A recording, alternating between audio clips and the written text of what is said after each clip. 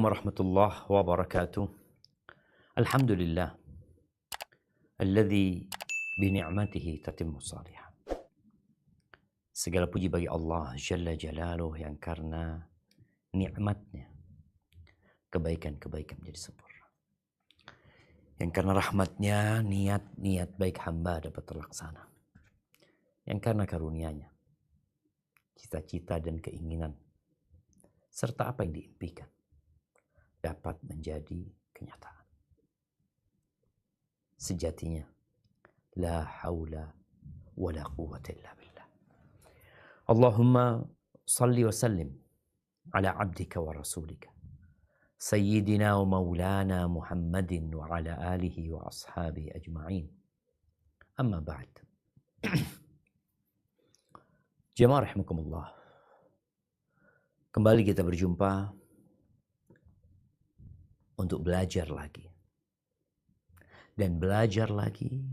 Dan kemudian belajar lagi. Karena sejatinya menuntut ilmu itu minal mahdi ilal lahad. Menuntut ilmu itu dari buayan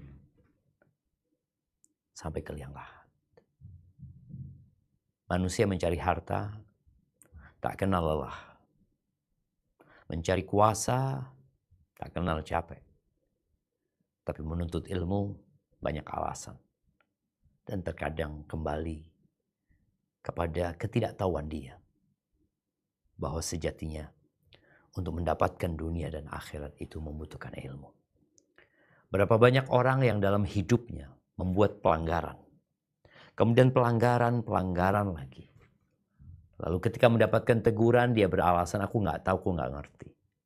Kita lihat seorang polisi yang mendapati seorang pengendara melanggar rambu-rambu lalu lintas.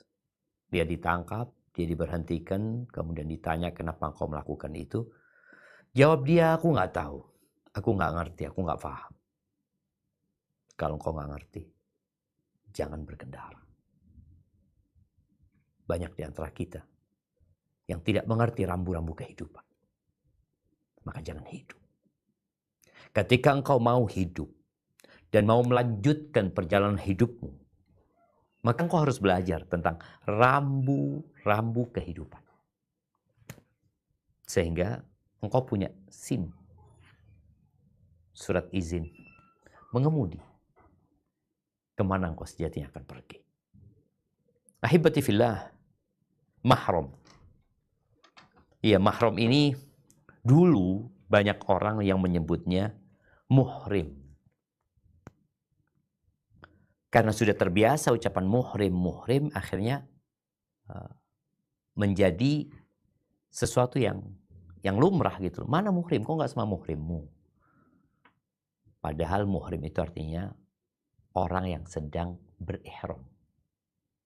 Menggunakan ihram, masuk untuk melaksanakan ibadah umrah atau haji disebut muhrim. Orang yang mati dalam kondisi muhrim, maka dia akan dibangkitkan pada hari kiamat. Dalam kondisi bertalbiyah kelak pada hari kiamat. Sehingga orang yang muhrim itu ada larangan-larangan yang tidak boleh dia lakukan pada saat dia berihram. Adapun mahram pada hakikatnya sebutan untuk seseorang yang diharamkan untuk dinikahi.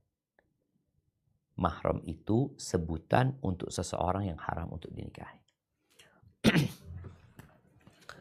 Kenapa ada mahram dalam Islam? Kenapa ada orang-orang yang tidak boleh menikah di antara mereka? Itulah Islam. Satu-satunya agama yang benar. Itulah Islam yang datang untuk menyempurnakan maslahat untuk manusia. Itulah Islam yang hadir untuk membimbing umat manusia menuju kepada kesuksesan. Di dunia dan di akhirat. Tahu gitu. Atau nggak mau tahu. Jemaah, hidup ini adalah ujian dari Allah Azza wa Jalla untuk menguji siapa di antara kita yang paling baik amalannya. Bukan yang paling kaya, bukan yang paling sukses dalam dunianya, bukan yang paling tampan, bukan yang paling cantik, bukan yang paling hebat main bola, atau hebat bermain dari banyak bentuk permainan di muka bumi ini, yang kita lihat manusia mengadakan lomba, turnamen, ya, untuk mendapatkan yang terbaik. Tapi bukan dalam kehidupan, dalam permainan. Liyabluwakum ayyukum ahsanu amala. Allah menciptakan kematian dan kehidupan untuk menguji siapa di antara kalian yang paling baik amalannya. Mukmin. Wa jannatul kafir. Nah, orang-orang beriman ketika hendak melangkah, dia mendapati ada banyak rintangan, banyak kata nggak boleh, banyak kata tidak diperbolehkan dalam agama.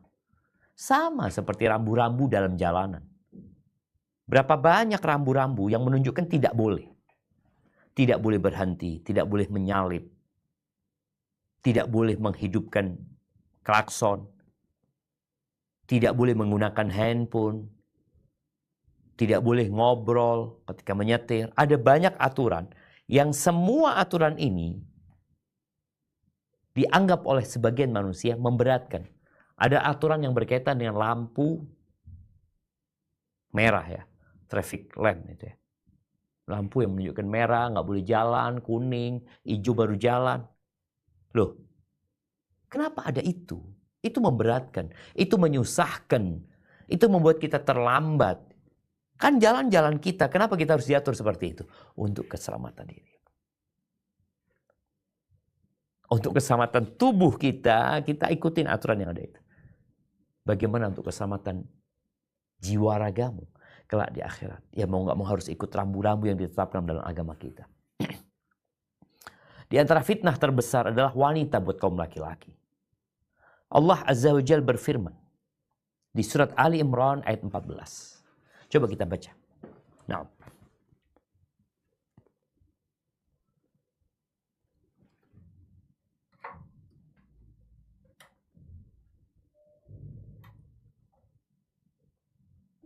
A'udzu billahi minasyaitonir rajim.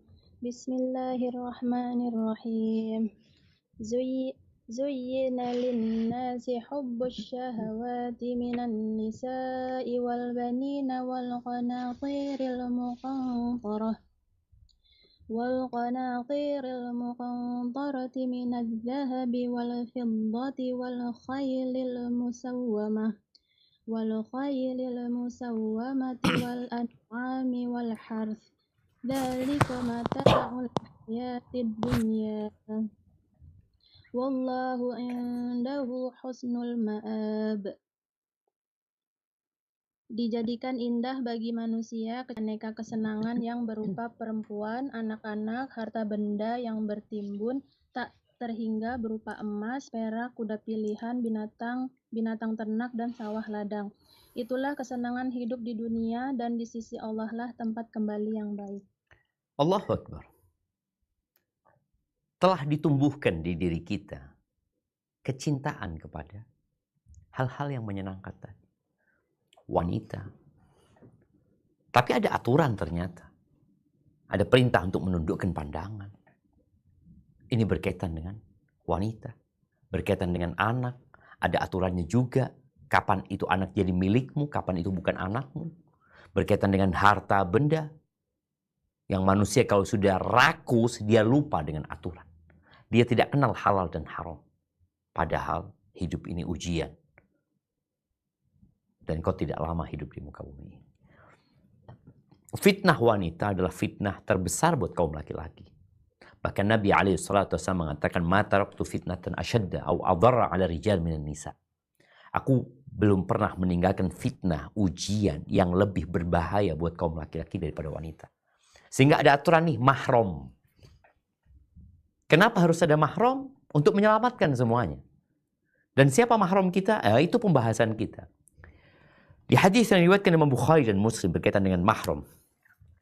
Rasulullah SAW mengatakan, "La tusafirul mar'atu illa ma'adhi mahram." Nggak boleh seorang perempuan safar kecuali dengan mahramnya. "Wala yudkhal 'alaiha illa wa ma'aha mahram." Dan nggak boleh masuk-masuk ke tempat perempuan kecuali bersama perempuan ini ada mahramnya. Nggak boleh masuk-masuk tuh. Berduaan sama perempuan yang bukan mahramnya, nggak boleh. Faqala rajulun ya Rasulullah. Kemudian ada seorang laki-laki yang mengatakan, "Ya Rasulullah, Inni uridu an akhruja fi jaishi kadza wa kadza. Wahai Rasulullah, aku punya rencana untuk ikut dalam pasukan ini dan pasukan ini. Wa imraati turidul hajj. Istriku mau berangkat haji. Mana yang harus aku lakukan? Kata Nabi SAW, ukhruj ma'ha. Udah engkau berangkatlah haji bersama perempuan itu, bersama istrimu. Kemudian Nabi SAW mengatakan, la yakhluwanna ahadukum bimra'atin fa inna syaitana thalithuhum. Janganlah seorang di antara kalian itu ya berduaan dengan seorang wanita kecuali setan adalah yang ketiga. Di hadis lain dikatakan, ala la yakhluwanna rajulun bimra'atin la tahillu lahu. Enggak boleh ya seorang laki-laki berduaan dengan wanita yang tidak halal buat dia. Fa inna thalithahuma syaitan. Melainkan yang ketiganya adalah syaitan. Illa mahram. Kecuali mahram. Nggak apa-apa. Berduaan. Jamaah rahimakumullah. Berkaitan dengan mahram ini, kita akan mendapatkan kalimat mahram, kita akan mendapatkan al-muharramat fin nikah. Kenapa dilarang menikah dengan mahram? Ya, kalau bicara kenapa, maka kita bicara hikmah Allah Azza wa Jalla yang terkadang hikmahnya sangat banyak sekali dan hanya sedikit mungkin yang kita bisa ungkap. Di antara yang disebutkan para ulama adalah menjaga kehormatan, ya. Menjaga kemuliaan, di mana seorang anak memuliakan emaknya. Gak mungkinlah dia menikah sama emaknya. Kakak adiknya. Telah ditanamkan di diri mereka sejatinya, mereka adalah orang-orang terhormat. Mereka adalah manusia-manusia yang harus aku agungkan, harus aku muliakan. Maka gak ada menikah sama mereka. Dan dahulu kita tahu, belum ada manusia. Yang ada cuma Nabi Adam dan Hawa. Lahirlah dari Hawa, anaknya Hawa. Dan disebutkan dalam beberapa tafsir bahwasanya Hawa ketika melahirkan selalu kembar dua, laki dan perempuan. Maka yang lahir di kandungan pertama itu nggak boleh menikah. Kakak beradiknya itu nggak boleh menikah. Saudara ini boleh menikah dengan yang di kandungan selanjutnya. Itu aturan dahulu ketika belum ada manusia. Sampai kemudian manusia sudah banyak. Mereka sudah dapat memilih dengan siapa mereka menikah. Karena memang sejatinya laki-laki memiliki syahwat yang harus disalurkan, ya ada aturannya. Siapa mahram kita? Maka Allah sebutkan di surat An-Nisa ayat 22-23. Kita akan baca. Tafadhol.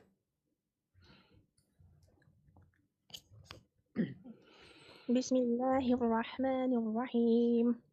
ولا تنكحوا ما نكح آباؤكم من النساء إلا ما قد سلف إنه كان فاحشة ومقتا وساء سبيلا.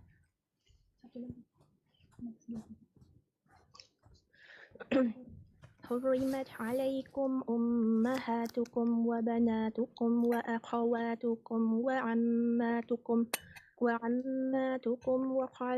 وخالاتكم وبنات الأخ وبنات الأخت وأمهاتكم اللاتي أرضعنكم وأخواتكم من الرضاعة وأمهات نسائكم وربائبكم اللاتي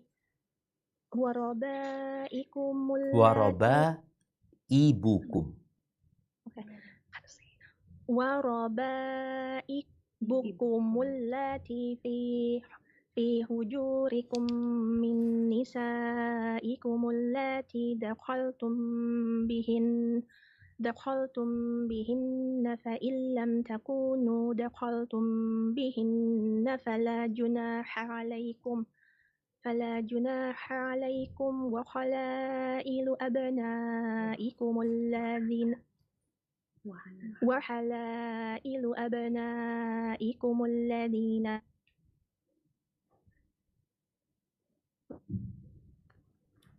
جمعوا بين الأختين إلا ما قد سلف إن الله كان غفورا رحيما. Ghafurar rahima.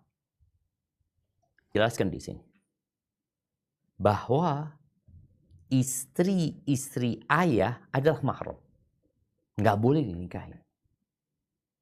Karena di masa jahiliyah boleh anak itu menikahi istri bapaknya. Karena boleh jadi istri bapaknya ini umurnya lebih muda daripada anaknya. Mungkin saja. Apalagi di masa jahiliyah yang memang mereka boleh menikah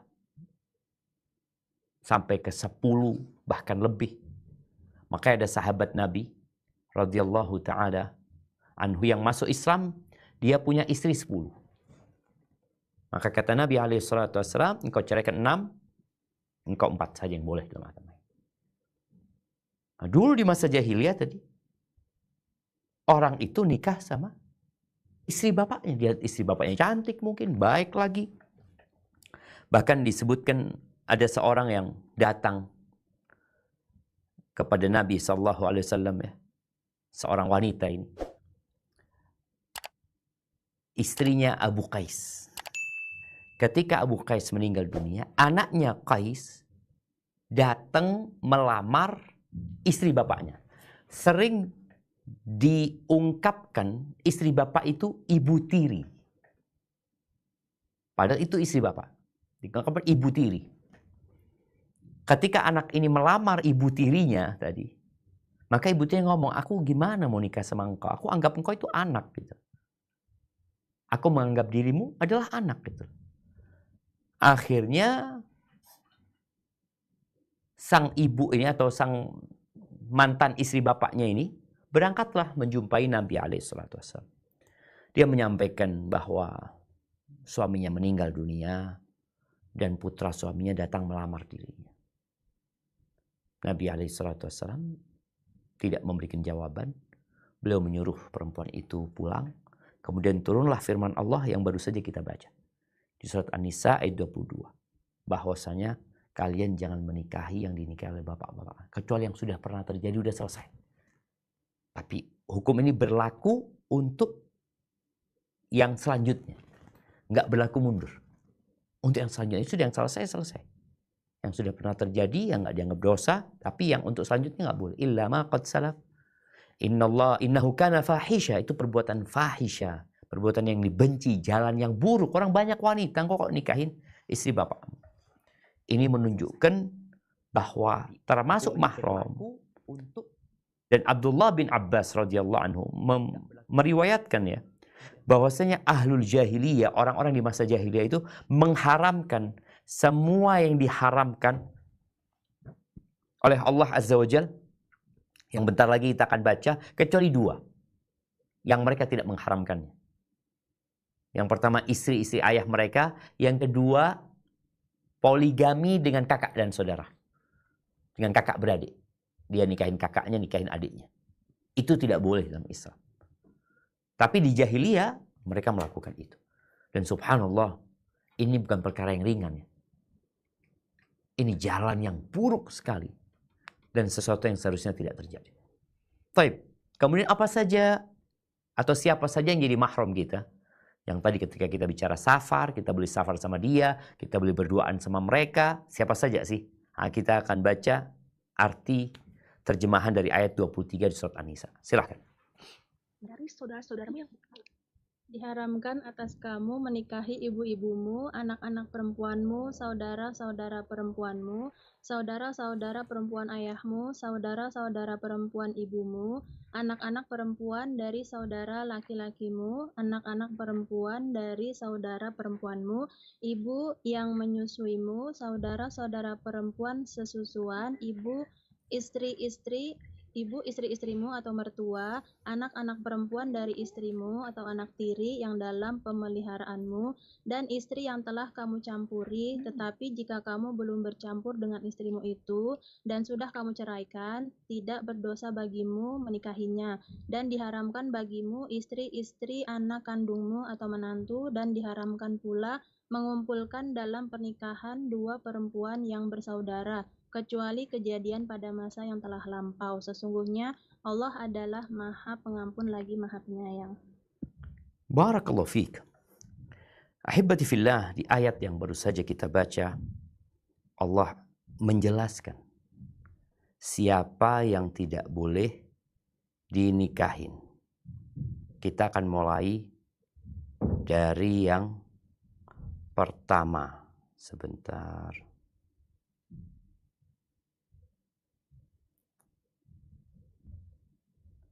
Nah, jadi yang diharamkan, yang jadi mahram ya. Yang jadi mahram ini pertama, mahramnya ada dua. Ada mahram yang selama-lamanya, ada mahram yang nggak permanen. Ada mahram yang permanen, ya ini selama-lamanya dia nggak boleh dinikahi. Jadi ada mahram yang tidak permanen, dia tidak boleh dinikahin. Dan mahram yang tidak permanen ini tidak bisa dijadikan, tetap tidak boleh berduaan dengan dia. Tetap tidak boleh safar dengan dia. Itu untuk mahram yang tidak permanen. Adapun mahram yang permanen, bismillah. Bentar, anak ingin. Mahram yang permanen, yang pertama disebutkan di ayat yang baru saja kita baca, adalah ummahatikum atau ummahatukum. Hurrimat alaikum ummahatukum. Ibu kalian. Jadi ini mahram yang permanen, di mana seorang sampai kapanpun tidak boleh menikahi ibunya sendiri. Jadi ini mahram karena nasab. Jadi ada mahram karena nasab, ada mahram karena pernikahan, ada mahram karena susuan. Yang kita bahas pertama adalah mahram yang karena nasab. Nah, mahram yang karena nasab ini disebutkan ada 7. Seperti yang kita baca di ayat itu, kita hanya ingin mendetailkan ya. Mahram yang nasab itu, yang pertama adalah ibu dan ke atas. Ibu ke atas ini berarti ibu, ibunya ibu, ibunya ibunya ibu. Pokoknya ke atas itu semua mahram. Kakek neneknya adalah mahram. Ibu neneknya adalah mahram. Kemudian Allah sebutkan setelah ummahatukum wa banatukum. Anak-anak perempuan kalian. Sampai terus ke bawah. Jadi kalau bicara terus ke bawah, ya cucu, cicit perempuan. Ini yang kita bicara laki-laki ya. Ini ibunya. Kemudian neneknya ke atas sana. Yang kedua adalah putrinya dan yang ke bawah. Putrinya dia, putri anaknya dia, itu jadi putri dia. Pokoknya ke bawah sampai cicit itu adalah mahram. Kemudian yang ketiga adalah saudari. Allah sebutkan wa akhawatukum. Saudari-saudari kalian. Jadi kalau bicara saudari ini, maka di tiga sisi saudari.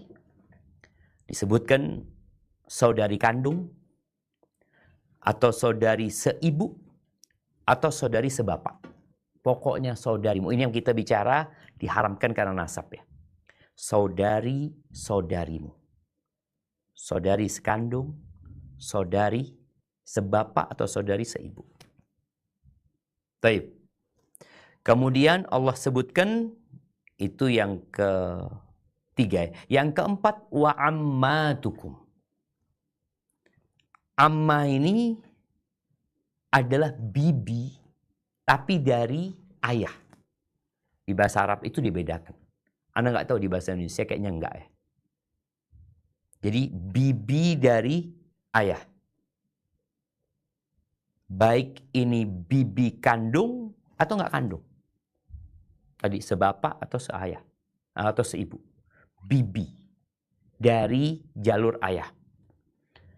Kemudian yang kelima ya, wa khalatukum. Bibi dari jalur ibu. Baik itu bibi kandung atau tidak kandung. Udah 5. Yang keenam, wa banatul akhi.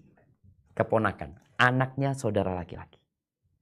Anaknya, putrinya saudara laki-laki. Walaupun ke bawah.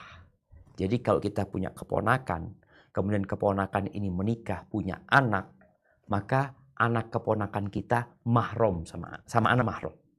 Kemudian punya anak nikah lagi, momaya, orang nyebutnya apa ya?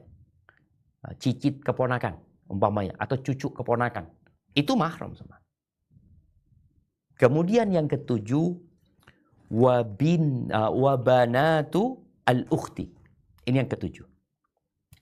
Jadi putri-putri saudara perempuan itu mahram. Baik, kita ulangin ya. Jadi mahram yang karena nasab itu ada 7.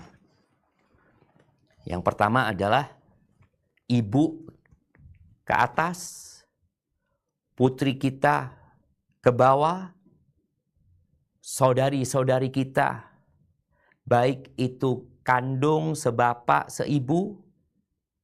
Kemudian yang keempat adalah bibi dari jalur ayah, baik kandung atau tidak. Kemudian bibi dari jalur ibu, ini disebut khala, itu kandung atau tidak. Kemudian yang keenam adalah putri-putri saudara laki-laki ke bawah, dan juga putri-putri saudari perempuan. Itu ke bawah. Apa dalilnya yang tadi sudah kita baca? Dan ijma' para ulama atas hal ini. Tapi ada satu permasalahan karena kita bicara anak ya. Bagaimana dengan anak zina? Kan disebutkan putri-putri kalian. Ini anak zina gimana gitu loh. Ini bapaknya ngaku berzina dan itu anaknya, kalau sekarang mungkin tes DNA betul itu anaknya dia. Anak zina tapi. Anak di luar nikah. Maka pendapat jumhur ulama mahram. Nggak boleh dinikahi. Walaupun tidak dinasabkan kepada bapaknya menurut pendapat jumhur ulama. Tapi tetap dia adalah mahram. Buat sang bapak. Ini bicara tambahan ya. Tambahan pembahasan tentang anak zina tadi. Taib. Pembahasan yang kedua, kalau tadi mahram disebabkan nasab, adalah yang mahram disebabkan adanya pernikahan. Jadi mahram, gimana ya? Kalau mahram dari nasab itu kan sejak lahir ya.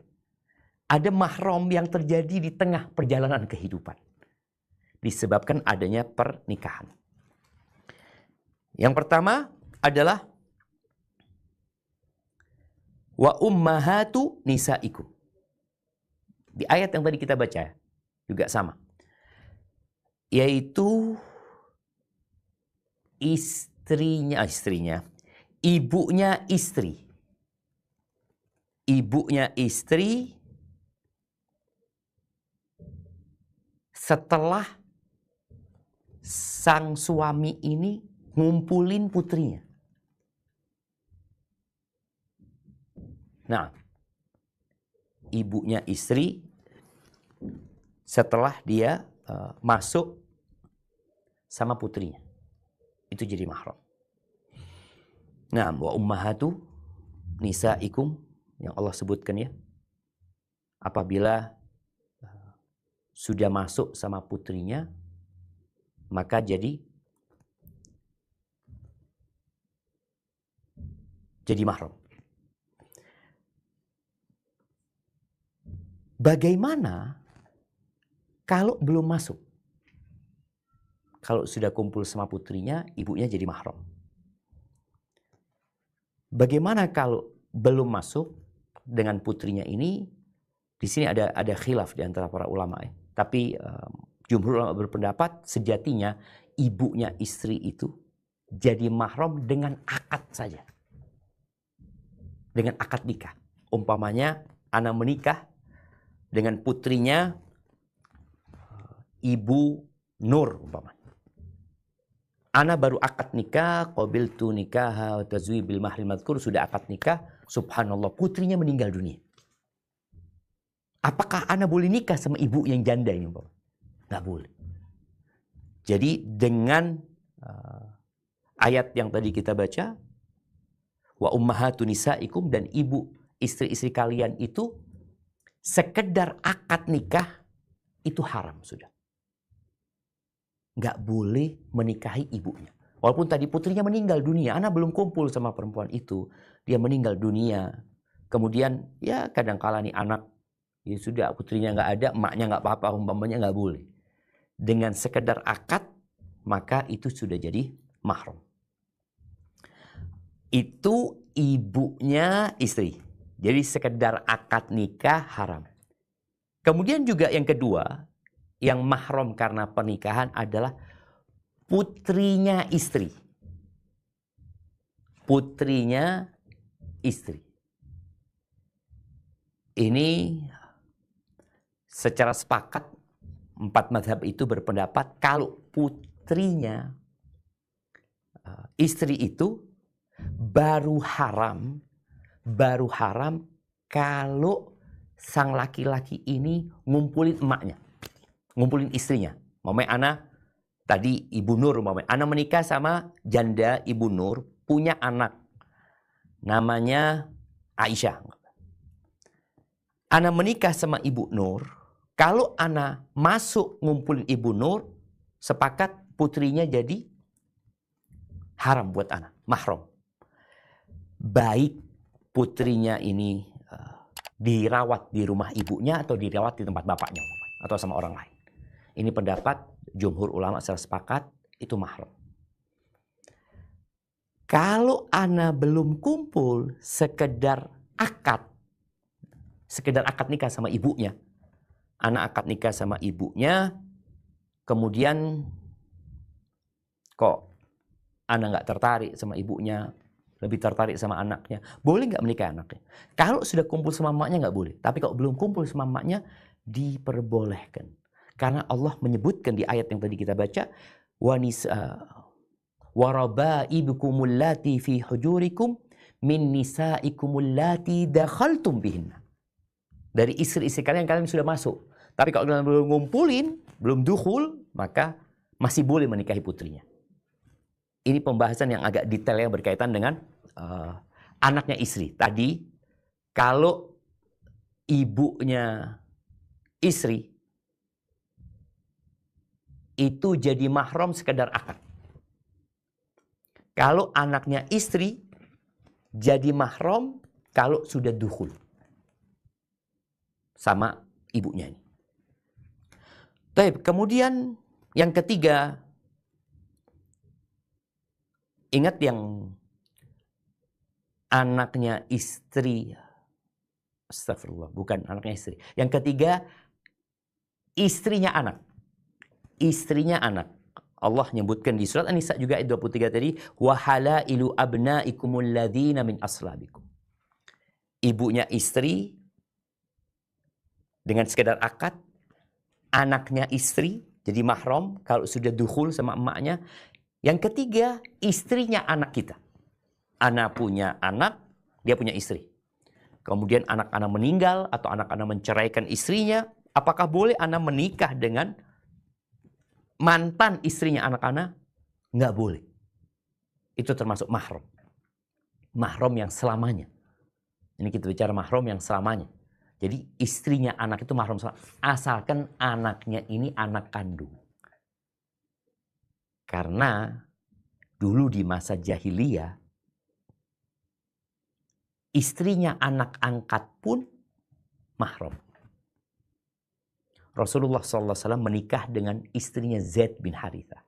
Zaid bin Harithah ini dahulu disebut Zaid bin Muhammad. Zaid bin Muhammad. Sehingga ketika datang Islam nggak ada lagi pengangkatan anak itu. Zaid ya bin Harithah. Untuk menghilangkan budaya itu secara total, subhanallah ya. Allah Azza wa Jalla menyuruh Nabi SAW menikahi istrinya Zaid. Dan ini menurut orang Arab masa itu ini dosa besar, ini gimana menikahi istrinya anak. Ternyata Allah sebutkan yang mahram itu adalah wahalailu abnaikumul ladzina min aslabikum. Istri-istri anak kandung kalian. Kalau anak angkat enggak. Baik. Kemudian yang keempat, yang di ayat yang tadi kita baca di ayat 22, yang diharamkan karena faktor pernikahan adalah istrinya ayah. Istrinya ayah.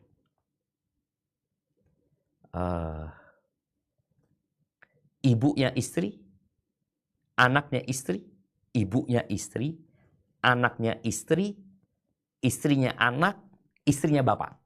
Ini mahram disebabkan pernikahan. Baik. Kita sudah sebutkan yang mahram disebabkan nasab, kemudian yang mahram disebabkan pernikahan. Yang ketiga, mahram yang sebabnya adalah susuan.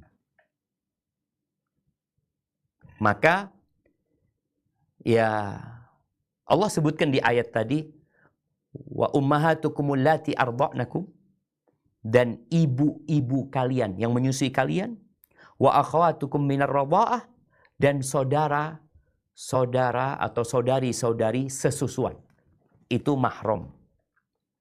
Dan kemudian siapa saja gitu, apakah ibu sama saudara saja, sama saudari saja yang mahram dikarenakan faktor susuan ini? Ternyata Nabi SAW menjelaskan di hadis riwayat Bukhari dan Muslim. Beliau mengatakan, yahrumu minar radha' ma yahrumu minan nasab. Diharamkan dari susuan seperti diharamkan dari nasab. Jadi kalau seperti diharamkan dari nasab, maka yang 7 tadi, yang kita bahas karena nasab, itu juga haram karena faktor susuan. Berarti ibu susu, haram. Anak susu, haram. Saudari susu, haram. Putrinya, saudari susu, haram. Bibi susu dari ayah, haram. Bibi susu dari halah, dari apa? Dari saudarinya ibu, itu haram. Ibu, istri. Ibu istri susuan. Ibu istrinya ini haram. Putrinya, putri istrinya itu haram. Ini bicara yang susuan karena mahram ya. Sama seperti istrinya bapak susunya, istri bapak susunya itu haram, kemudian istri anak susunya itu juga haram. Ini berkaitan dengan yang diharamkan, yang mahram karena nasab. Karena susuan. Tapi kemudian yang diharamkan, ada satu tambahan ya, yang tidak disebutkan di ayat yang tadi kita baca sebenarnya. Ini berkaitan dengan sebabnya li'an. Ketika seorang melaknat istrinya berzina, itu istrinya haram selama-lamanya. Nggak bisa lagi rujuk dia kepada istrinya. Adapun yang haram tidak permanen, artinya mahram diharamkan kita menikahi, tapi tidak permanen. Hanya sementara, yang pertama adalah istrinya orang. Loh, saat masa dibahas juga? Iya. Kalau kita baca di ayat 24 dari surat An-Nisa, itu Allah sebutkan di selanjutnya, wal muhsanatu minan nisa illa ma malakat aimanukum. Sebutkan. Dan istri-istri orang yang sudah perempuan-perempuan yang punya suami itu haram. Nggak boleh kita menikahin dia. Kemudian yang Haram juga perempuan yang sedang dalam masa iddah. Itu nggak boleh. Itu mahram. Artinya diharamkan kita untuk menikahinya sampai iddahnya selesai. Kemudian ia termasuk haram adalah mengumpulkan kakak beradik.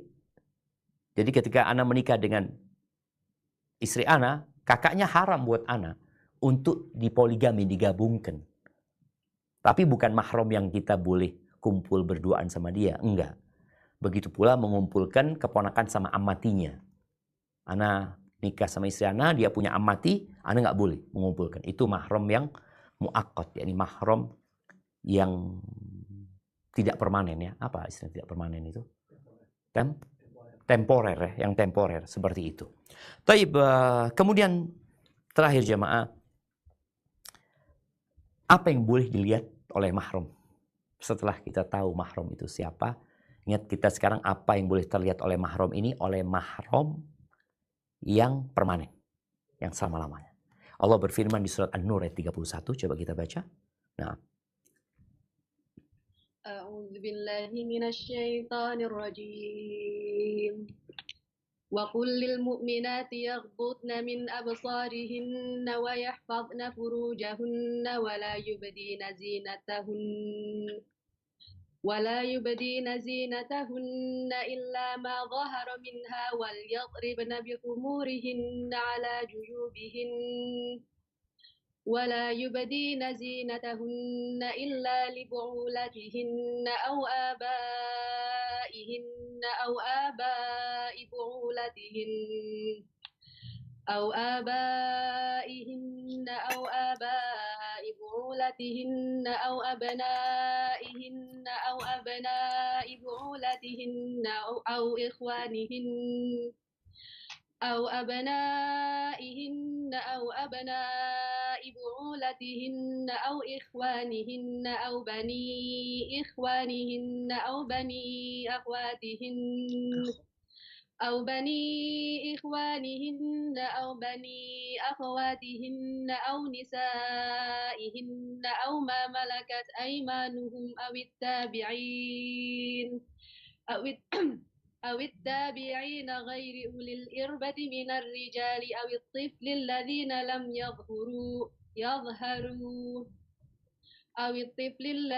لم يظهروا على عورات النساء ولا يضربن بأرجلهن ليعلم ما يخفين من زينتهن وتوبوا إلى الله جميعا أيها المؤمنون لعلكم تفلحون. Dan katakanlah kepada para perempuan yang beriman agar mereka menjaga pandangannya dan memelihara kemaluannya, dan janganlah menampakkan perhiasannya atau auratnya kepada yang biasa terlihat, kecuali yang biasa terlihat. Dan hendaklah mereka menutupkan kain kerudung ke dadanya, dan janganlah menampakkan perhiasannya atau auratnya kecuali kepada suami mereka, atau ayah mereka, atau ayah suami mereka, atau putra-putra mereka, atau putra-putra suami mereka, atau saudara-saudara laki-laki mereka, atau putra-putra saudara laki-laki mereka, atau putra-putra saudara perempuan mereka, atau para perempuan sesama Islam mereka, atau hamba sahaya yang mereka miliki, atau para pelayan laki-laki tua yang tidak mempunyai keinginan terhadap perempuan, atau anak-anak yang belum mengerti tentang aurat perempuan. Dan janganlah mereka menghentakkan kakinya agar diketahui perhiasan yang mereka sembunyikan. Dan bertobatlah kamu semua kepada Allah, wahai orang-orang yang beriman, agar kamu beruntung. Barakallahu fiik. Di sini juga ada penyebutan tentang mahram yang berkaitan dengan diperbolehkannya wanita menampakkan auratnya. Aurat di sini Allah sebutkan janganlah mereka menampakkan perhiasan mereka. Ini perhiasan mereka yang tersembunyi. Kalau perhiasan yang di luar itu ya kecuali memang biasa nampak pakaiannya kelihatan ya buat orang-orang nggak bisa ditutupin. Tapi ada perhiasan tersembunyi seperti kalung ya. Karena sebagian orang sekarang kalungnya ditaruh di luar bajunya. Padahal kalung itu sebenarnya di dalam baju. Ketika seorang wanita di rumah Dan dia buka kerudungnya, kelihatan kalungnya di lehernya, kelihatan antingnya di telinganya, kelihatan mungkin gelangnya. Maka para ulama menyebutkan yang boleh nampak dari wanita buat mahramnya adalah yang biasa tampak di rumah. Sebagian ulama mengatakan ya sampai ke lengannya itu boleh nampak, lehernya dia pakai kalung, kelihatan telinganya, kakinya. Sebagian mengatakan betisnya boleh terlihat, sebagian mengatakan betisnya nggak boleh terlihat. Itu siapa yang boleh melihat itu? Allah sebutkan di sini. Yang pertama disebutkan di sini adalah suaminya boleh ngelihat itu. Kemudian bapaknya. Kemudian siapa? Mertuanya, bapak suaminya. Bukan bapak sambung ya, ingat ini bapaknya. Bapak suaminya atau anaknya. Kemudian atau anak suaminya. Atau saudara-saudaranya atau anak-anak saudaranya atau anak-anak saudara perempuan mereka sampai akhir ayat. Ahibati fillah, satu hal yang dibahas oleh para ulama bahwasanya para mahram itu bertingkat-tingkat hubungan kekerabatannya dengan perempuan ini. Dan juga berkaitan dengan fitnah yang mungkin bakal timbul. Maka hendaklah memperhatikan. Nggak sama seorang mertua dengan bapak sendiri. Sama-sama mahram. Tapi karena hubungan kedekatannya nggak sama, maka hendaklah para wanita berhati-hati. Ketika dia berpakaian, di hadapan mertua sama di depan bapak, itu perlu ada pertimbangan pakaian apa yang dia pakai. Kemudian juga di depan anaknya sendiri sama di depan anak suaminya. Itu juga berbeda walaupun sama-sama mahram, tapi mereka bertingkat-tingkat sehingga terus terang banyaknya terjadi perzinaan, perselingkuhan kadangkala disebabkan kita tidak menjaga aturan ini dalam berpakaian. Kadangkala merasa mahram, dia pakai celana pendek, dia pakai pakaian yang menggoda, nggak boleh. Pakai pakaian yang sopan. Tadi pakai baju yang kadang-kadang ada orang pakai baju sampai ketiaknya kelihatan, ya enggak. Pendapat yang roji dan pendapat para ulama adalah pakai pakaian yang sopan tadi yang tidak menimbulkan fitnah. Walaupun di depan mahram-mahram. Tapi itu mungkin yang bisa kita bahas pada kesempatan kali ini. Tapi yang jelas pembahasan kita menjadi ilmu yang harus kita amalkan. Dan semoga dengan seperti itu Allah mengangkat derajat kita karena kita sudah belajar dan kita berusaha untuk mengamalkannya. Hadza wa sallallahu ala nabiyyina Muhammadin wa ala alihi wa sahbihi wasallam. Baik, kita masuk ke sesi tanya jawab. Ana kembalikan ke teman-teman. Tafadhal.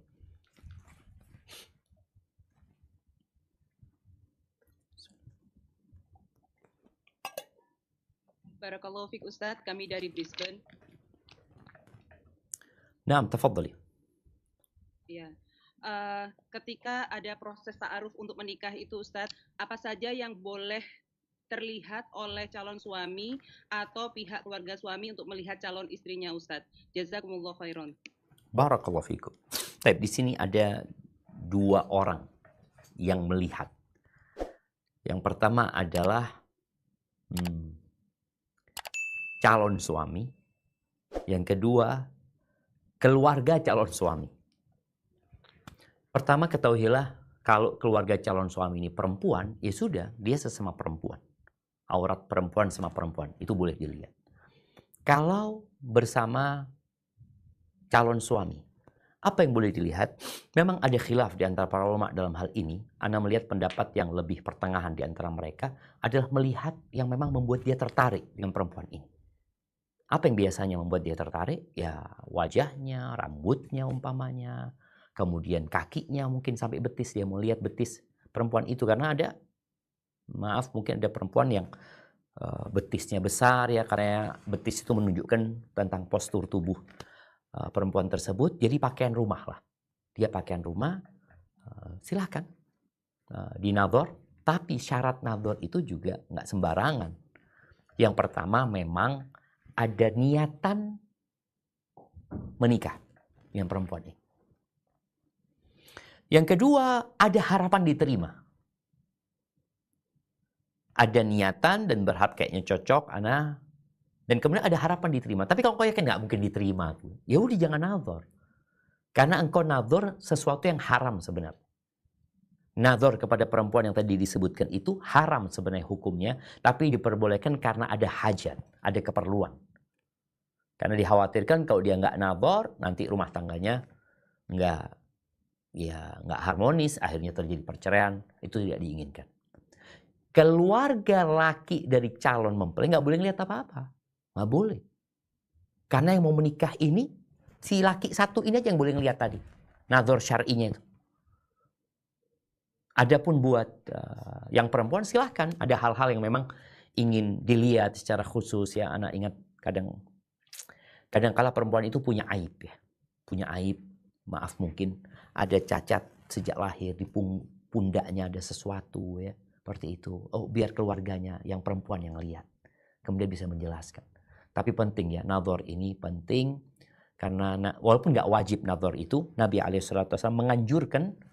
Karena itu akan lebih memantapkan keinginan dia untuk menikah dan tidak ada lagi kekecewaan setelah pernikahan.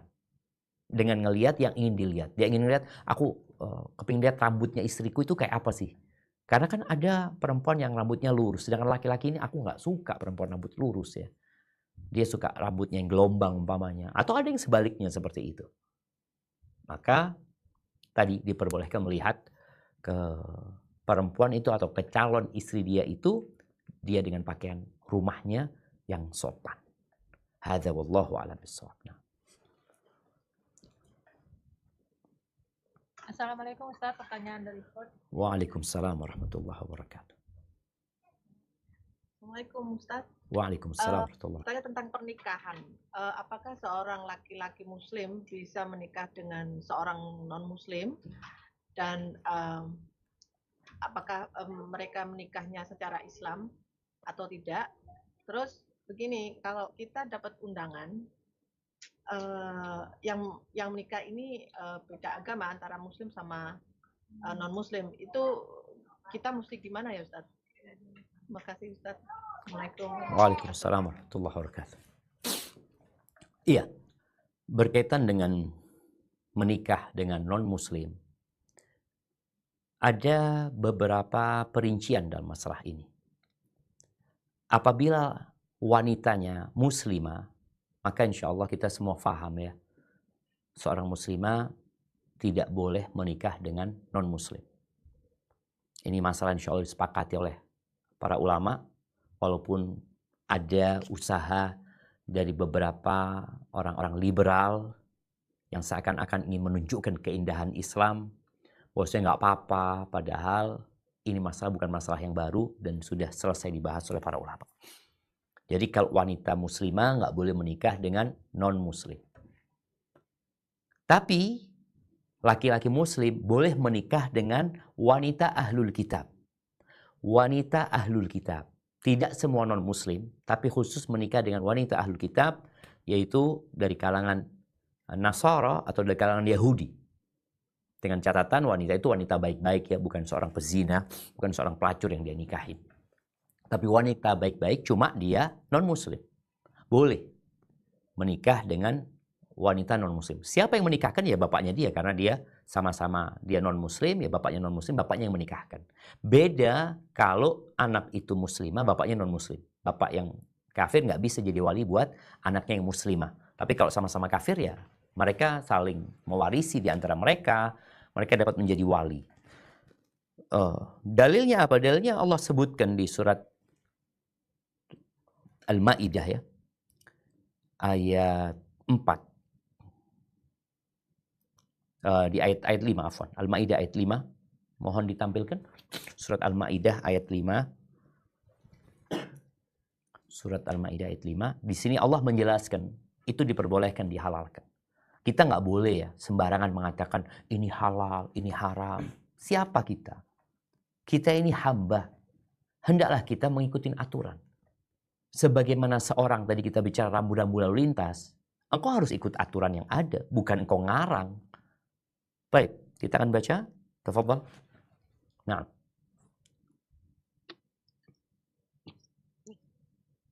Al-yawma uhilla lakumut thayyibat وطعام الذين أوتوا الكتاب حل لكم وطعامكم حل لهم والمحصنات من المؤمنات والمحصنات من الذين أوتوا الكتاب من قبلكم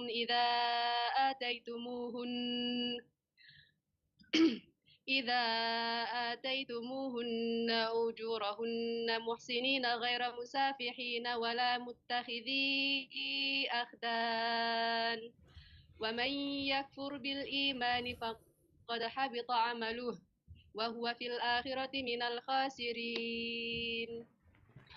Pada hari ini dihalalkan bagimu segala yang baik-baik. Makanan sembelihan ahli kitab itu halal bagimu, dan makananmu halal bagi mereka. Dan dihalalkan bagimu menikahi perempuan-perempuan yang menjaga kehormatan di antara perempuan-perempuan yang beriman, dan perempuan-perempuan yang menjaga kehormatan di antara orang-orang yang diberi kitab sebelum kamu.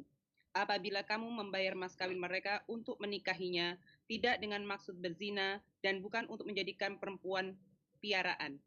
Barang siapa kafir setelah beriman, maka sungguh sia-sia amal mereka dan di akhirat dia termasuk orang-orang yang rugi. Barakallahu fiik. Jelas di sini tentang dihalalkannya menikahin wanita ahlul kitab. Walaupun tidak dianjurkannya, dihalalkan. Dan itu beresiko sebenarnya.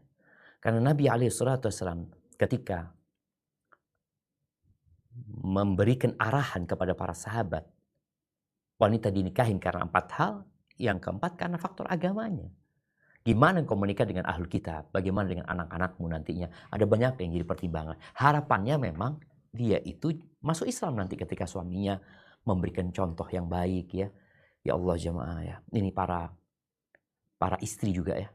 Para istri hendaklah selalu memberikan contoh yang baik ya. Karena ada kisah seorang pembantu. Ini seorang syekh cerita, kayaknya di Arab sana. Mereka punya pembantu non-muslim, ada di rumah mereka. Suaminya ini, suami keluarga itu, setiap Jumat selalu memberikan voucher pulsa ya, buat pembantunya itu. Agar dia bisa telepon keluarganya. Dulu kan masih voucher yang dari,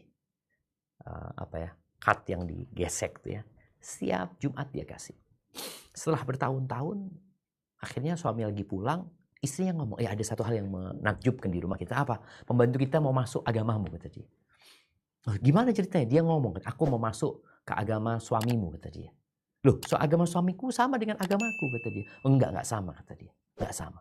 Suamimu itu tiap Jumat dia ngasih aku ya, memperkenalkan untuk telepon sama keluarga. Sedangkan kalian mempekerjakan aku siang malam, suruh kerja terus, kata dia. Akhirnya dia tertarik untuk masuk ke agama suaminya. Maka tolong tunjukkan agama Islam, agama yang indah tadi. Harapannya ketika seorang laki-laki yang faham agama, yang ngerti agama, menikah dengan wanita ahlul kitab, harapannya mudah-mudahan dia masuk Islam. Walaupun ketika dia nggak masuk Islam pun pernikahannya tetap sah. Karena ada sahabat-sahabat yang menikah, bahkan dikatakan Utsman bin Affan itu menikah dengan Furaifisa. Ya. Itu ketika dia masih non-muslim.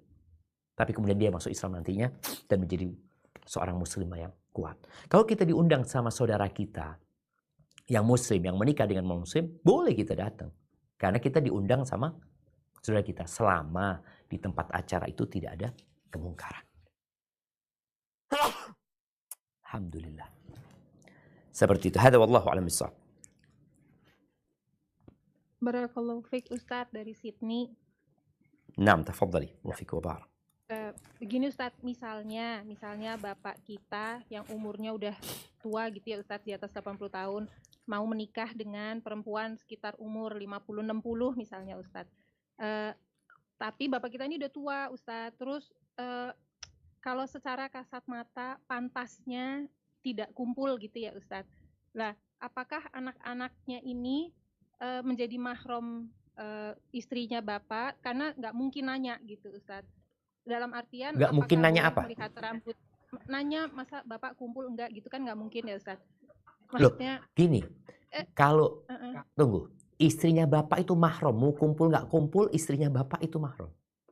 Oh, katanya kalau nggak kumpul berarti ke anak-anaknya nggak mahram. Gimana Ustaz?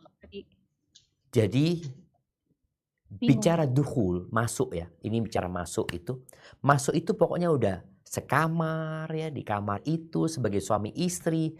Urusan dia melakukan itu atau tidak, itu bukan urusan kita. Tapi kalau sudah dukhul, maka memang para ulama berbeda pendapat ya dalam masalah. Tapi Anda lihat pendapat yang lebih rajih ketika sitar sudah ditutup, pintu sudah dikunci, mereka sudah berduaan di sana, maka itu adalah istrinya bapak.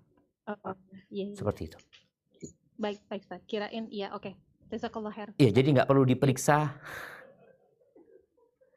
Kumpul, itu istrinya bapak. Jadi kalau sudah pintu ditutup, mereka sudah berduaan. Kemudian jamaah, ini buat anak-anak ya. Orang tua kita ketika sudah berumur dan dia nggak punya istri, nikahkan dia. Nikahkan. Boleh jadi dia tidak berpikir urusan ranjang. Tapi dia butuh ada orang yang mendampingi dia. Boleh jadi dia menginginkan ada orang yang bisa seperti istrinya yang dulu, yang merawat dia, yang itu tidak bisa dilakukan sama anak-anaknya. Anak-anaknya tidak bisa dan tidak akan pernah bisa menjadi seperti istri. Tetap ada batasan-batasan. Kalau sudah jadi istri, nggak ada batasan-batasan. Hadza wallahu a'lam bissawab. Nah.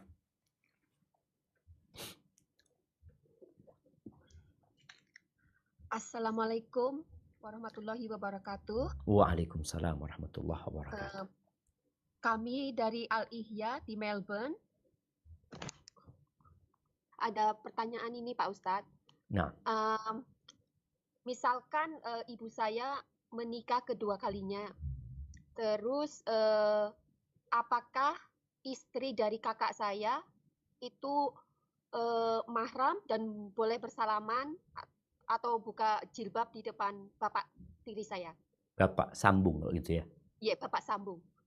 Iya, yang jadi pertanyaan siapa? Yang boleh buka? Istri dari kakak saya, kakak kandung saya. Istri dari kakak kandung. Nah, yes. Jadi menantunya ibu ya? Iya. Menantunya ibu. Nah, jemaah, seperti yang kita bahas tidak. Jadi bukan mahram. Jadi bapak sambung itu bukan mahram.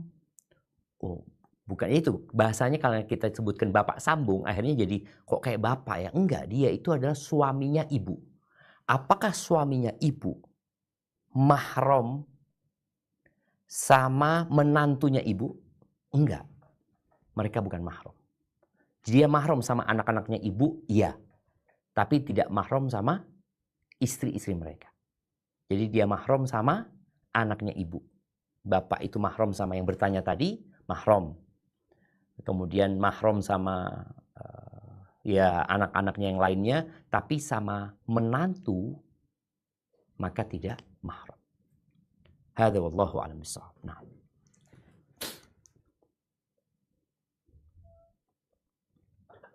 Assalamualaikum Ustadz dari Canberra. Waalaikumsalam warahmatullahi wabarakatuh. Pertanyaannya, sering kita mendengar pendapat bahwa anak laki-laki itu milik ibunya sampai kapanpun. Mohon diberi penjelasan Ustadz, karena yang beredar arti dari tersebut itu ada yang menyatakan bahwa sampai kapanpun ibu itu merupakan tanggung jawab anak laki-laki. Atau ada juga pendapat yang mengatakan bahwa apabila dalam rumah tangganya nanti anak laki-laki itu secara materi kekurangan, itu masih menjadi tanggung jawab si ibu. Nah itu bagaimana Ustadz? Mohon penjelasannya. Terima kasih. Jazakallah khair. Masya Allah, barakallahu fiik. Ya, yang pertama berkaitan dengan anak ya. Anak ini mau laki mau perempuan, mau sudah menikah mau belum menikah, anak-anak itu punya kewajiban berbakti kepada ayah bundanya. Bukan hanya ibu saja. Kepada ayah bundanya. Mau anak laki-laki atau anak perempuan. Mau sudah menikah atau belum menikah. Karena Allah Azza wa Jalla mengatakan wa qadha rabbuka alla ta'budu illa iyyah wa bil walidaini ihsana. Jadi perintah untuk berbakti kepada kedua orang tua itu kepada semua anak. Baik. Ketika anak itu menikah, anak laki atau anak perempuan. Kita tahu anak perempuan mau tidak mau, surga dan neraka dia adalah suaminya. Sehingga dia wajib taat, patuh sama suaminya. Dia tidak bebas lagi seperti dahulu. Karena dia sudah diserahkan sama ayahnya atau walinya kepada orang lain. Berbeda dengan anak laki-laki. Anak laki-laki ini ketika dia sudah menikah, dia tidak pernah diserah terimakan. Memang Anda lihat ada sedikit budaya, ada tradisi, penyerahan di masyarakat itu. Oh, kami menyerahkan putra kami. Enggak, anak laki-laki itu tidak diserahkan. Enggak ada penyerahan anak laki-laki itu. Makanya ketika kita lihat ada yang namanya ijab qabul. Ijab itu, penyerahan itu dari siapa? Dari pihak perempuan. Dari ayahnya mengatakan, aku nikahkan engkau ini. Dari pihak laki-laki mengatakan, qabiltu. Aku menerima. Yang kau serahkan itu aku terima. Sedangkan laki-laki nggak diserahkan kepada keluarga itu, nggak ada penyerahan itu. Jadi sampai kapanpun anak laki-laki itu, ya karena memang dia tidak diserahkan, dia bebas. Maksudnya bebas ini, tadi seorang laki-laki bisa diserahkan ke 4 perempuan kalau itu nantinya. Dia boleh nikah 4. Diserahkan kepada fulan. Enggak, laki-laki itu menerima, tidak diserahkan. Maka kewajiban anak laki-laki itu surga dan nerakanya tetap orang tuanya. Sedangkan istri surga dan nerakanya adalah suaminya. Makanya kalau ada istri yang mengatakan, suamiku kalau keluar rumah kok nggak izin sama aku gitu loh. Suamiku kok nggak nurut sama itu, bahasa itu nggak ada. Karena memang ya dialah sebagai pemimpin di sana. Dia kalau izin sama istri mau keluar ya baik ya, tapi bukan sebuah keharusan. Tapi istri wajib izin. Nah, ketika anak laki-laki ini punya harta dan orang tuanya tidak mampu, maka anak laki-laki ini wajib memberikan nafkah kepada ibunya atau ayahnya. Bukan hanya ibu, ayah dan bunda. Anak laki-laki ini wajib memberikan nafkah. Bagaimana dengan anak perempuan? Anak perempuan kalau punya harta, dia juga wajib memberikan nafkah kepada orang tuanya. Kalau dia punya harta dan ibu bapaknya nggak mampu. Karena kewajiban berbakti itu terus berjalan.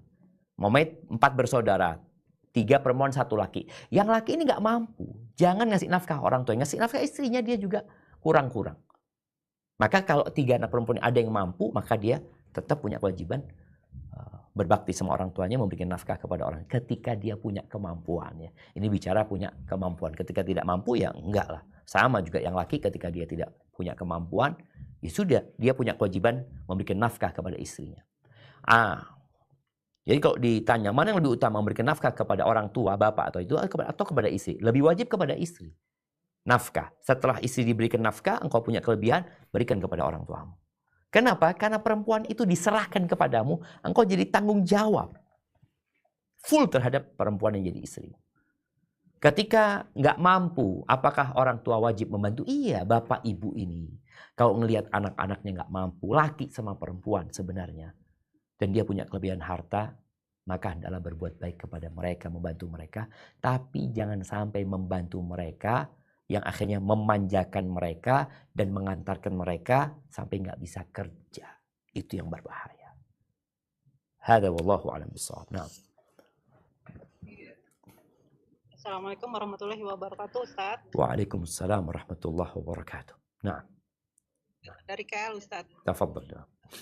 Ingin bertanya, apakah batasan aurat wanita terhadap wanita lainnya yang non-muslim, Ustaz? Apakah disamakan dengan perempuan atau laki-laki, Ustaz? Jazakallahu khair. Nah, masalah ini ada khilaf di antara para ulama ya.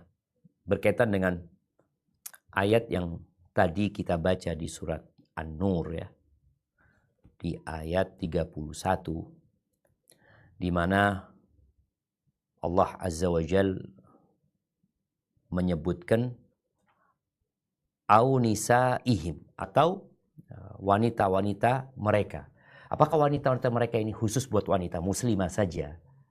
Sehingga para ulama mengatakan ya terhadap wanita non-muslim auratnya berbeda. Tapi banyak ulama mengatakan enggak. Aurat wanita sesama wanita itu sama. Sama. Artinya karena berkaitan dengan wanita, mau dia muslim atau non-muslim, ya secara naluri syahwat, ya enggak gitu. Ini secara hukum asal ya. Walaupun dengan adanya atau tersebarnya LGBT, kita perlu lebih berhati-hati lagi. Namun, perlu diperhatikan. Kalau ada wanita non-muslim, jadi pendapat yang rajih, buat ana ya, setelah ana menimbang itu, perempuan non-muslim sama muslim sama auratnya, batasan auratnya. Tapi ada catatan. Kalau kita tahu wanita non-muslim ini bakal menceritakan kepada suaminya, ini yang dikhawatirkan. Kenapa para ulama lebih memilih berbeda auratnya? Karena boleh jadi ada wanita-wanita non-muslim yang ketika dia melihat tubuh kita, dia ceritakan kepada suaminya, dia ceritakan kepada laki-laki, karena dia nggak bertakwa kepada Allah Azza wa Jalla. Maka hendaklah dalam kondisi seperti itu, kita menutup aurat terhadap wanita-wanita non-muslim yang dikhawatirkan nanti mereka akan menceritakan kepada orang lain. Hadza wallahu a'lam bissawab. Assalamualaikum Ustadz, barakallahu fiik, ini dari Brisbane. Naam, tafadhal ya. Maaf Ustadz, ini mungkin di luar tema. Mau bertanya, apakah dibolehkan ketika kedua orang kita meninggal, kemudian meninggalkan waris, dan kita tahu salah satu dari saudara kita itu mungkin akan menghabiskan uang itu, misalnya apakah berjudi dan sebagainya seperti itu. Apakah dibolehkan kita menahan warisnya si orang ini dengan maksud ingin memberikan sedikit-sedikit untuk supaya si orang ini tidak langsung menghabiskannya begitu Ustaz. Jazakallahu khairan.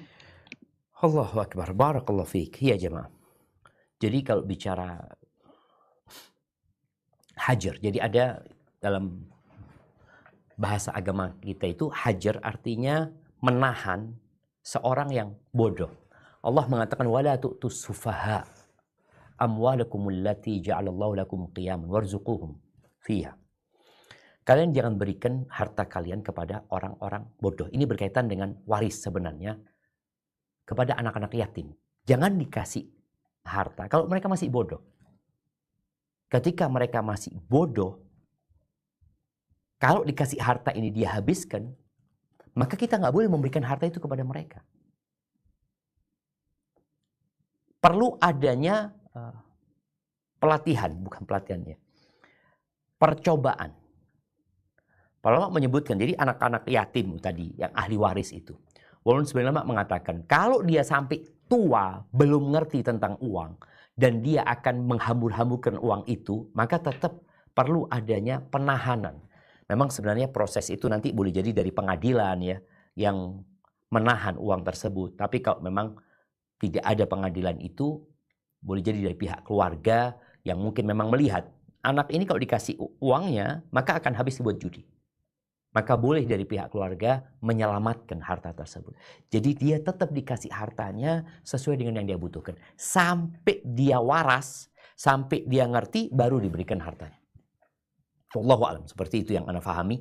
Jadi hajar itu sebenarnya tadi boleh jadi dari pihak pemerintah yang melakukan penertiban ya, supaya anak-anak itu tidak menghambur-hamburkan uangnya, tapi dari wali, dari keluarga juga diperbolehkan, sehingga jangan sampai anak itu dikasih harta dan hartanya habis, kemudian dia akan merongrong keluarganya lagi, dan ini menjadi penyakit di masyarakat nantinya. Dan juga para orang tua, kalau tahu anaknya itu belum jangkep akalnya, anaknya itu belum faham uang ini mahal, uang ini berharga, orang ini nyarinya capek, maka anak itu jangan kasih uang kecuali untuk kebutuhan dia. Percobaannya itu, coba kasih 100.000 tuh anak. Anak-anak dikasih 10.000 masih ada sisanya, ini dikasih 100.000 habis. Oh berarti belum faham dia. Jadi seperti itu, wallahu a'lam bissawab. Nah.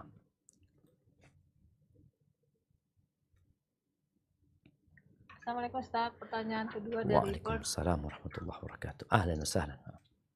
Assalamualaikum Ustaz. Waalaikumsalam Saya mau bertanya, apakah seorang anak, misalnya saya tuh mau mengunjungi keluarga saya yang di Indonesia, yang menjadi pertanyaan keluarga saya itu non-muslim, apakah saya bisa mengunjungi mereka ke orang tua saya itu dalam waktu agak lama di rumah orang tua saya?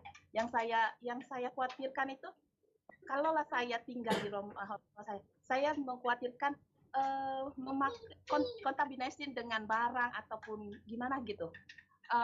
Dan juga lagi satu, sementara saya tinggal di rumah orang tua saya, apakah saya bisa membuka jilbab dengan anak kepada abang ataupun adik-adik saya yang laki-laki, yang non-muslim. Terima kasih Ustaz.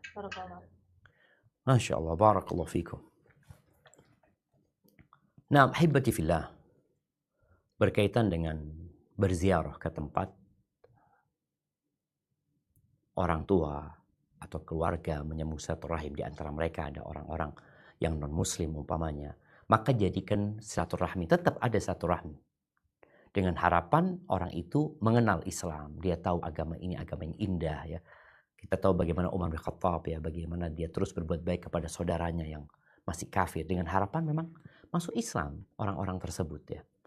Jadi kalau bicara ketika kita berada di sana, jadikan keberadaan kita itu bermanfaat gitu, untuk mengajak mereka kepada Allah Azza wa Jalla, untuk menunjukkan indahnya Islam ini. Kemudian mahram tadi kita udah bahas. Mahram yang karena faktor nasab tadi, ya tetap dia mahram walaupun non-muslim. Itu mahram. Walaupun non-muslim. Karena faktornya itu bukan faktor agama, tapi faktor adanya nasab. Saudara, ada seorang perempuan, seorang laki-laki punya saudara perempuan non-muslim umpamanya. Apakah mahram? Mahram dia. Hanya saja tadi udah dibahas juga bahwasanya ketika kita mau buka kerudung umpamanya, lihat kondisi orang-orang tersebut. Ada hal-hal yang perlu kita tampakkan, yang boleh ditampakkan. Ada hal-hal yang kayaknya ini akan menimbulkan fitnah buat mereka. Apalagi mereka orang-orang yang ponakan yang non-muslim yang dikhawatirkan dia memahami tidak benar nantinya yang dilakukan oleh bibinya ini umpamanya. Maka hendaklah itu menjadi bahan pertimbangan. Tapi kalau bicara mahram tadi, ya mahram walaupun non-muslim tetap dia mahram.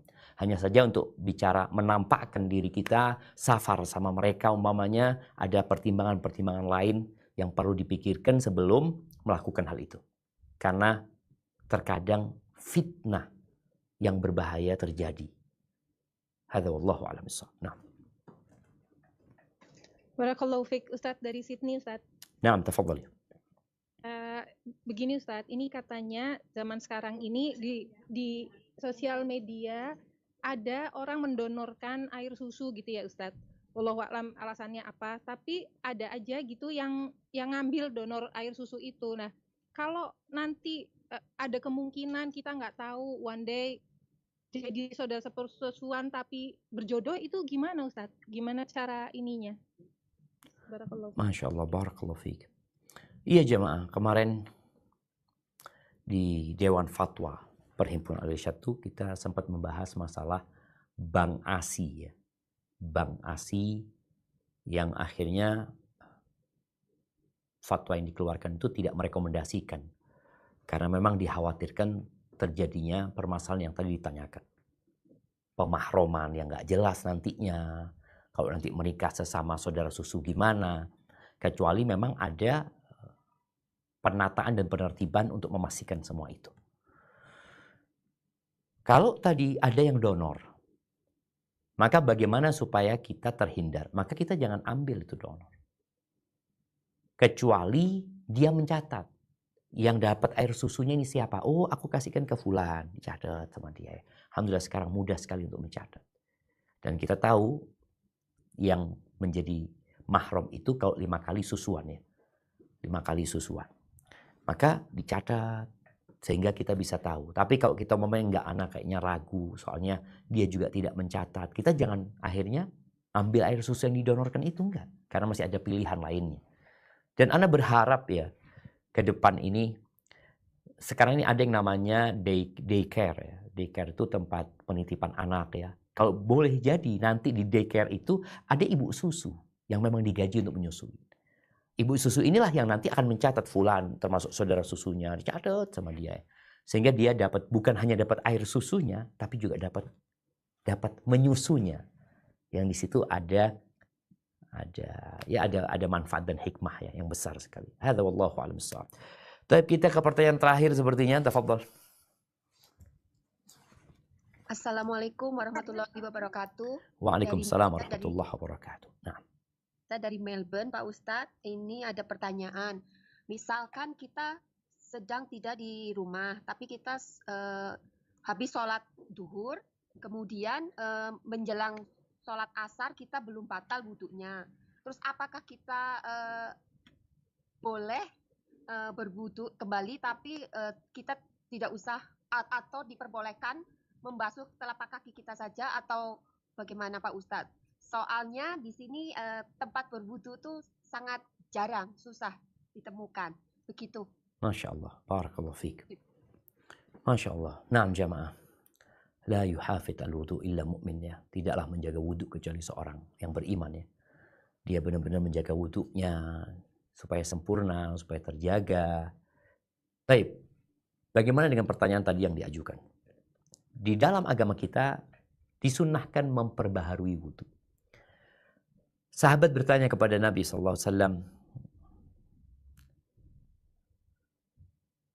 Tunggu, ana lupa dengan hadisnya. Apakah kita wudhu dari sesuatu ya? Nabi SAW mengatakan insyi'ta, kalau engkau mau. Kalau engkau mau. Artinya diperbolehkan orang itu memperbaharui wudhu. Dia tidak batal, tapi dia memperbaharui wudhu. Ya, apakah kita berwudhu dari daging onta? Kata Nabi, ya berwudhu. Daging kambing, kalau engkau mau silahkan. Makanya yang diwajibkan berwudhu dari makan daging adalah daging onta menurut sebagian madhab ya. Seperti madhab Hambali. Tapi kalau makan daging kambing, silahkan. Kalau engkau mau wudhu, boleh. Tapi engkau nggak mau wudhu, nggak apa-apa. Tapi memang ada anjuran ya, ketika kita makan sesuatu, kemudian apalagi yang berminyak, berlemak, ya, manis-manis mungkin di mulut, kemudian kita mau sholat, kita masih suci. Hendaklah kita kumur-kumur untuk membersihkan di mulut kita, supaya sholatnya kita lebih khusyuk ya. Dan jangan sampai kita sholat, kita makan sesuatu nantinya. Seperti itu. Jadi kalau bicara mau memperbaharui wudhu, silahkan. Tapi kalau nggak mau wudhu nggak apa-apa. Anda mau cuci kaki aja Ustaz, nggak apa-apa. Tapi kan bukan wudhu gitu loh. Mau cuci tangan, mau cuci kaki, mau cuci mulut, mau membasuh wajah supaya kelihatan seger, nggak apa-apa juga. Tapi tidak disebut wudhu. Tapi kalau wudhu, ya wudhu tadi dengan memenuhi syarat dan ketentuannya. Kalau hanya sekedar cuci kaki, cuci tangan, kumur-kumur, itu tidak disebut wudhu. Hadza wallahu a'lam bishawab. Itu yang dapat Anda sampaikan, kurang lebihnya mohon maaf. Nah, siap Kak Evi. Assalamualaikum warahmatullahi wabarakatuh, Ustaz. Waalaikumsalam warahmatullahi wabarakatuh. Nah, yang terakhir, begini Ustaz. Wanita diciptakan dari tulang rusuk yang bengkok lelaki. Bagaimana kalau seorang lelaki tersebut menikah dan bercerai 4 kali? Jadi mana yang menjadi tulang rusuknya, Ustaz? Jazakallahu khair, Ustaz. Masya Allah, barakallahu fiik jemaah. Iya, begini jemaah. Sampai kapanpun perempuan diciptakan dari tulang rusuk yang bengkok. Itu wanita seperti itu. Ada laki-laki yang tidak memahami sifat itu. Dia cari yang lurus. Akhirnya nggak akan pernah ketemu gitu loh. Makanya Rasul SAW memberikan arahan kepada laki-laki itu untuk sabar menghadapi wanita-wanita ini. Jadi kalau dikatakan yang salah mana yang laki apa yang perempuan, ya boleh jadi dua-duanya salah. Boleh jadi laki-laki yang salah memilih istri, boleh jadi perempuan yang salah pilih suami gitu loh.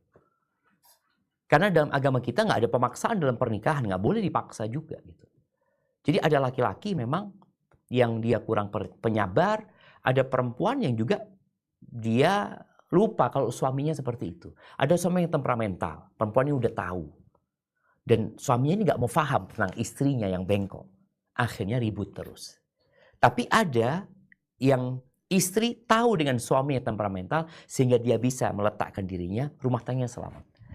Jadi intinya kita nggak bisa menetapkan siapa yang salah sebenarnya. Boleh jadi laki-laki itu memang bermasalah. Dia salah pilih istri selama ini karena istri yang dia pilih nggak penyabar umpamanya. Dan boleh jadi istri-istrinya yang salah pilih suami kayak gitu yang tidak menerima kekuranganmu. Hadza wallahu a'lam bishawab. Sampai berjumpa kembali. Subhanakallahumma bihamdika asyhadu an la ilaha illa anta astaghfiruka wa atubu ilaik. Assalamualaikum warahmatullahi wabarakatuh.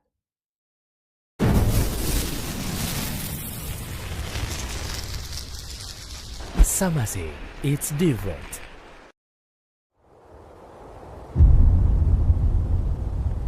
Klik tombol berikut untuk mendapatkan update ilmu yang insya Allah bermanfaat.